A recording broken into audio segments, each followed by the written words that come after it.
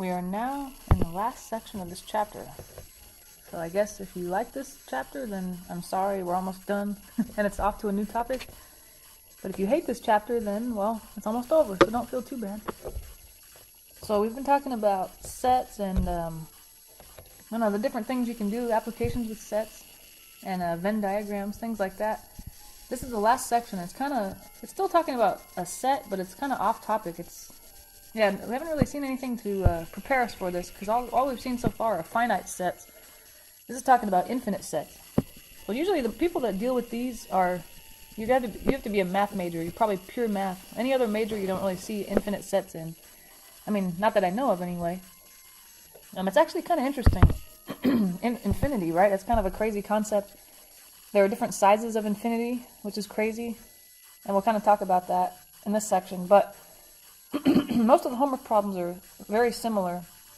So we'll kind of talk about how to approach them and everything like that. But let's just jump into it. So, infinite sets. Let's see. The definition of set is infinite. Oops, I put of it can be. I guess I meant if it can be. Put into a one-to-one correspondence with one of its proper subsets. Here, just to be official, I'm going to cross off the word of and put if there. So that should go between the word infinite and it. Sorry about that. A set is infinite if it can be put into a one-to-one correspondence with one of its proper subsets. And this definition, it was described by George Cantor. I think we've talked about him before. And it looks like I spelled his name wrong. George is missing the second E. But that's how he really spelled his name, I'm serious. He did not have an E at the end.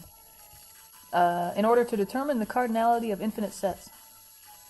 So yeah, and that's going to be the part of this section that we're going to have to get used to, is what does it even mean to have a one-to-one correspondence with one of its proper subsets? So let's see. Another thing Cantor said, Cantor described a set as countable if it is either finite. Okay, of course something finite is countable. If you think about what countable means to you, I'm able to count it. Or it can be placed in a one-to-one correspondence with the set of natural counting numbers. Remember that those are just the numbers 1, 2, 3, 4, etc. And I think we wrote it like this symbol.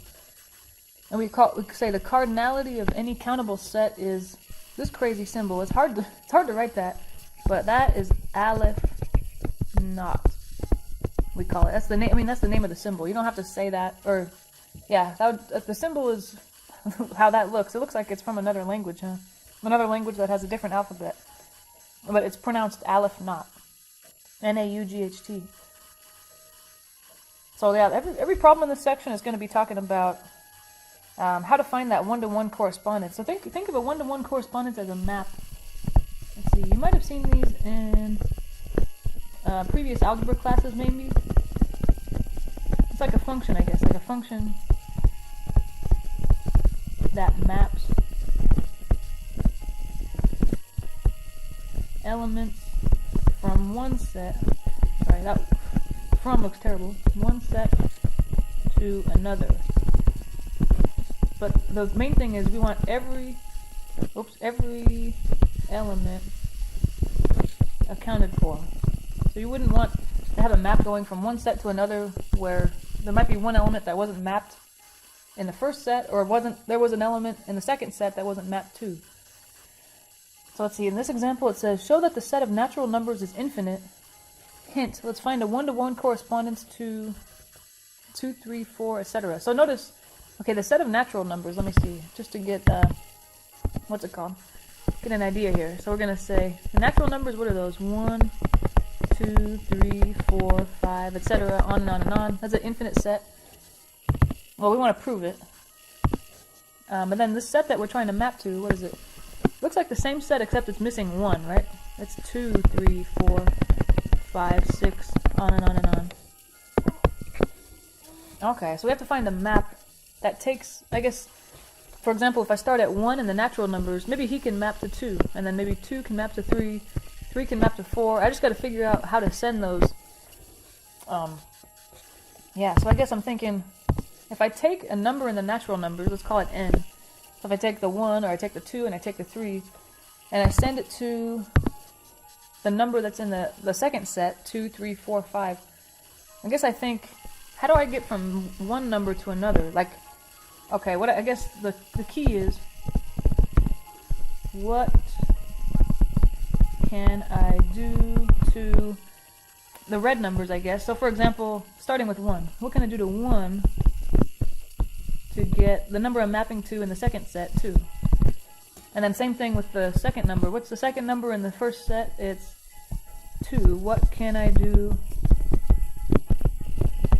to 2, the red 2 that's in the natural numbers, to get the number that I'm thinking of mapping it to, 3? So what do you think? What can I do to 1 to get 2? What can I do to 2 to get 3? There should be something that is happening to the first numbers to get the second number. And hopefully you're seeing the pattern. And if not, don't worry, these will get easier. But what I'm doing is taking the first number, n, whatever it is, 1 or 2 or 3, etc., and I'm just adding 1. So notice that, like, I'm going to try to highlight to see what I'm showing. To get from 1 to 2, I add 1. 1 plus 1 is 2. To get from the 2 to the 3, 2 plus 1 is 3. 3 plus 1 is 4. 4 plus 1 is 5.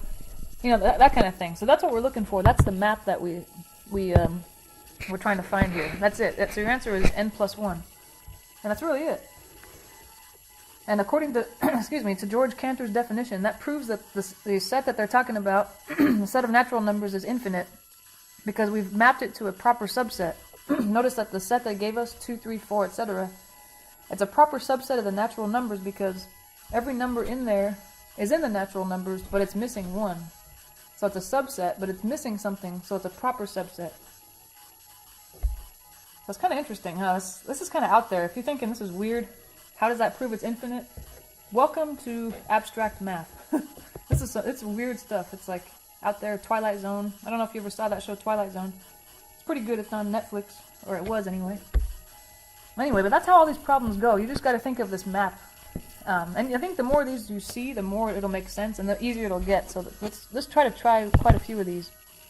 So in example 2, what do they say?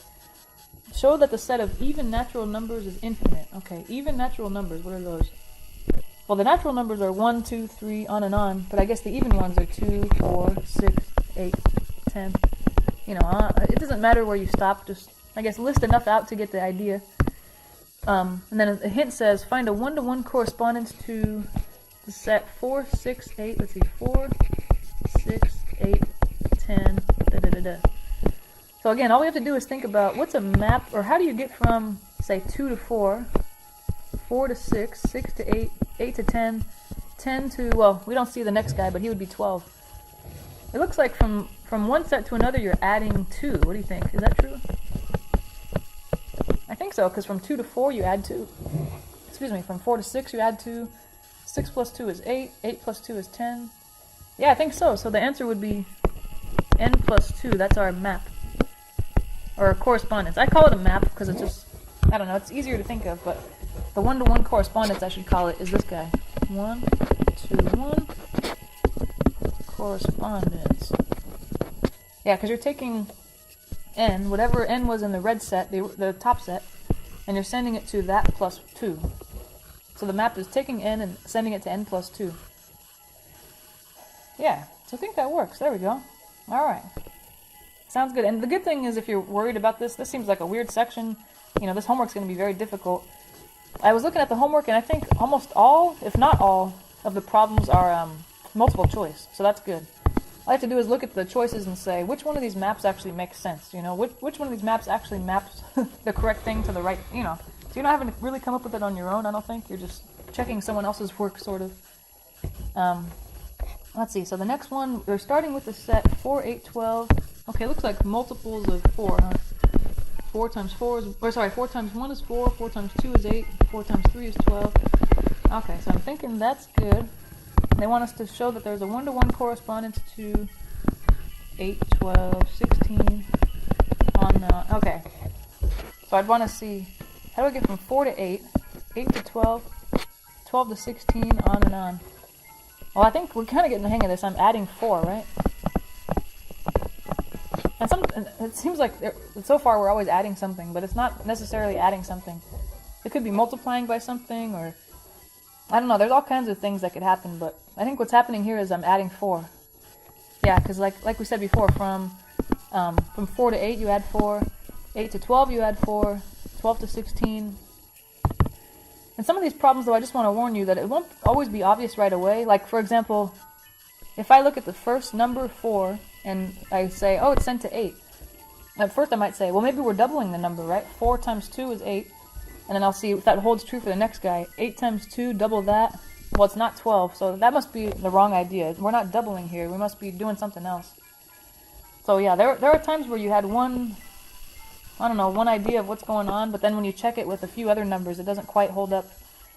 So anyway, not a big deal. So adding 4, that means our map is going to be, our 1-to-1 correspondence should be, you take a number n in the red set, and you map it to n plus 4. And that's it. And again, the notation's kind of weird. It's like, am I going to remember how to write this? But it'll be multiple choice, so don't worry about it. Okay, I think this next one is not going to be as simple. It's not going to be just taking a number and adding something. So what do they say? Show, and this is a different type of question too. Show that the set 1, 1/2, 1/3, 1/4 has cardinality aleph not. So maybe we'll have to refresh back in the beginning of this section. What did it say? A set is described as countable.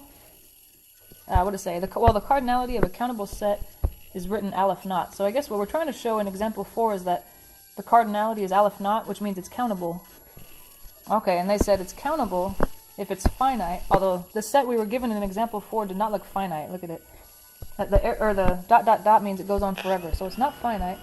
Or it can be placed in a 1-to-1 correspondence with a set of natural counting numbers. So that's what we want to do.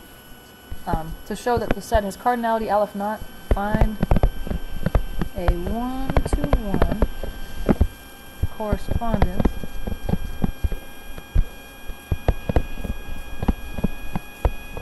with the natural numbers.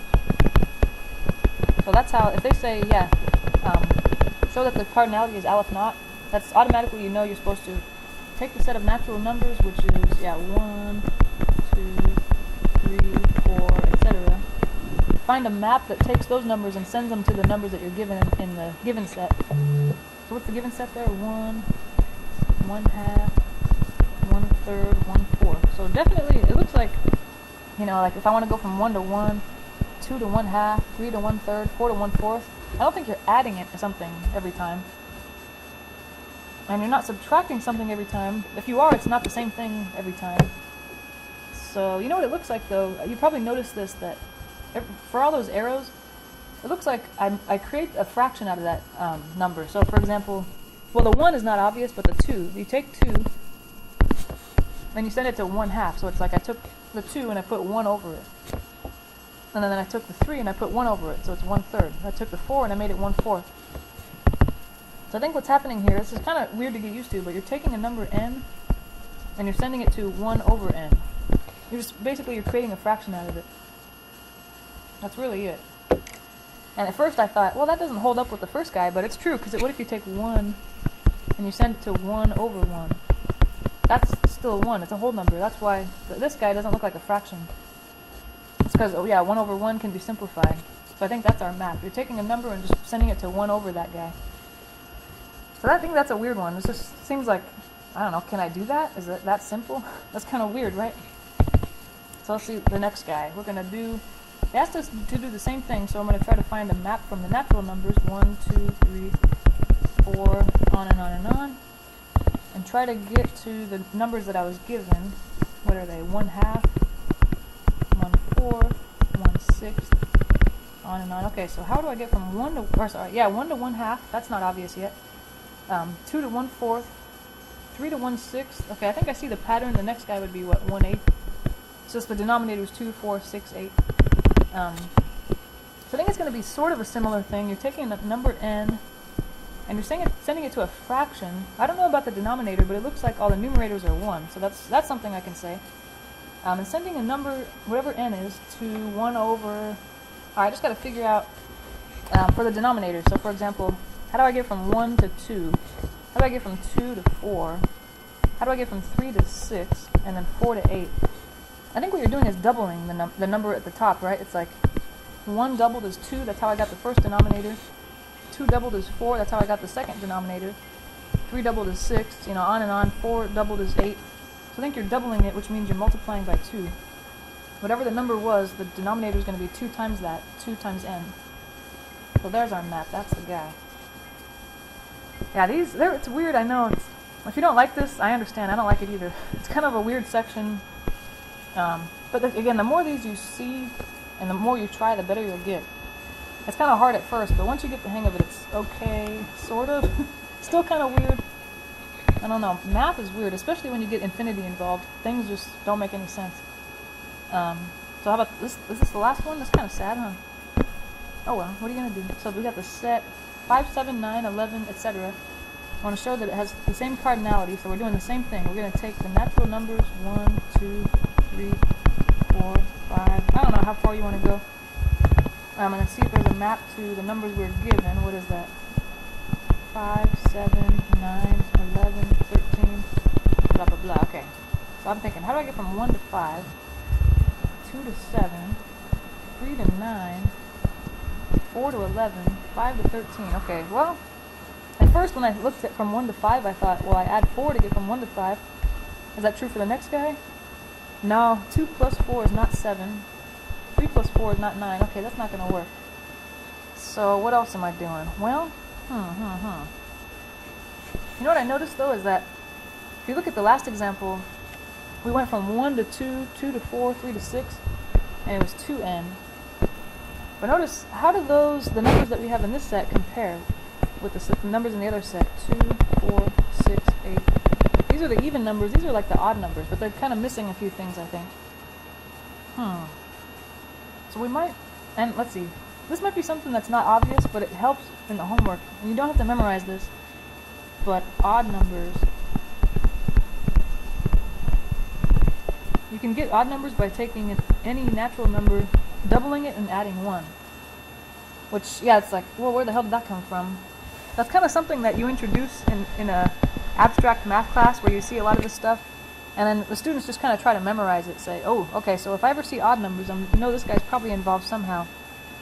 And if you look at him, think about the natural numbers, 1, 2, 3, 4, 5, and think about, what if you took one of those and did that? You doubled it and added 1. So what if I double 1, that's 2, and add 1, that's 3. What if I double 2, that's 4, and I add 1, that's 5. If I double 3, that's 6, I add 1, that's 7. So that's how you get odd numbers anyway. But I think that map is taking the set of natural numbers and getting 3, 5, 7. But notice the set that we're given does not have a 3. So I think what we need to do is take each of the numbers that we're mapping to, all the odd numbers, and okay, let me think about it this way. I would be, if I use this map here, which is wrong because it would give me 3, 5, 7, and I don't want to see 3.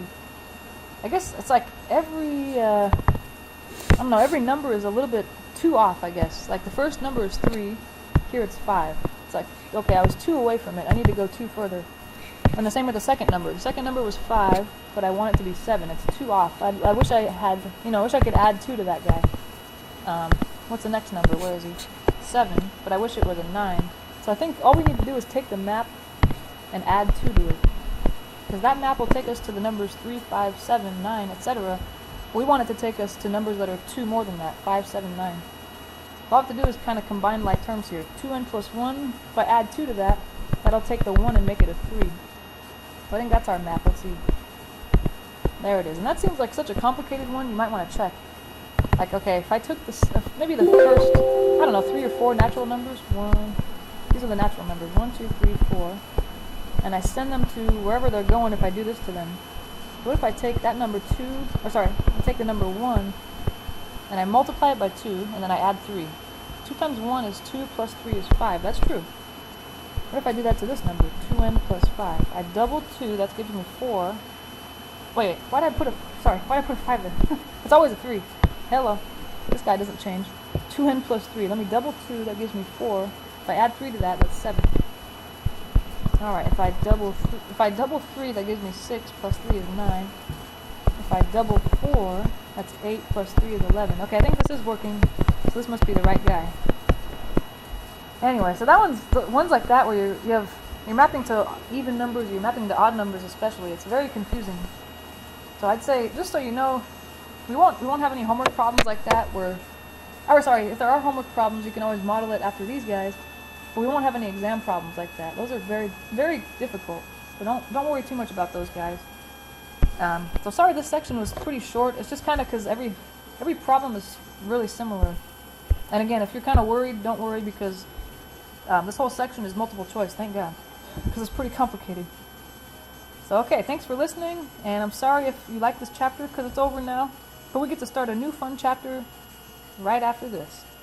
So have a good day. I'll see you at the next video.